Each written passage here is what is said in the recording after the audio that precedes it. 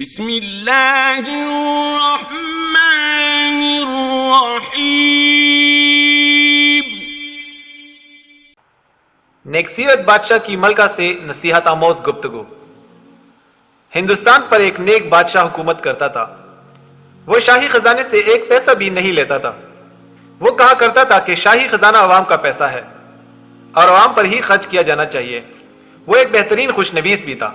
وہ قرآن پاک کی کتابت کرتا تھا اور اس کی آمدنی سے اپنا گزارا کرتا تھا۔ اس کی ملکہ بھی نیک تھی۔ وہ گھر کا سارا کام خود کرتی تھی، صفائی کرتی تھی، کھانا پکاتی تھی اور کپڑے سیتی تھی۔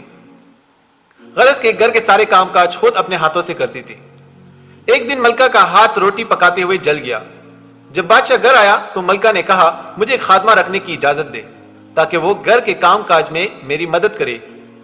بادشاہ نے کہا، ملکہ تم جانتی ہو کہ میں شاہی خزانے سے ایک پیسہ بھی نہیں لیتا، اس لیے کہ یہ عوام کا پیسہ ہے، اور میری آمدنی اتنی نہیں کہ میں ایک خادمہ رکھ سکوں، کیونکہ میری آمدنی میرے ہاتھ کی کمائی پر ہے۔ قرآن پاک کی کتابت سے اتنی کم آمدنی میں ایک خادمہ رکھنے کی گنجائش کہاں ہے؟ میں اگرچہ بادشاہ ہوں مگر حقیقت میں ایک عام غریب آدمی ہوں۔ شاہی خزانے پر صرف عوام کا حق ہے اور صرف عوام کی فلاح و بہبود کے لیے ہی خرچ ہونا چاہیے۔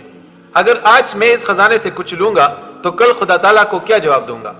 ملکہ تم حلال کی کمائی پر صبر و شکر کرو، کل پیارا خدا تمہیں اور مجھے اس کا بہت اجر دے گا انشاءاللہ۔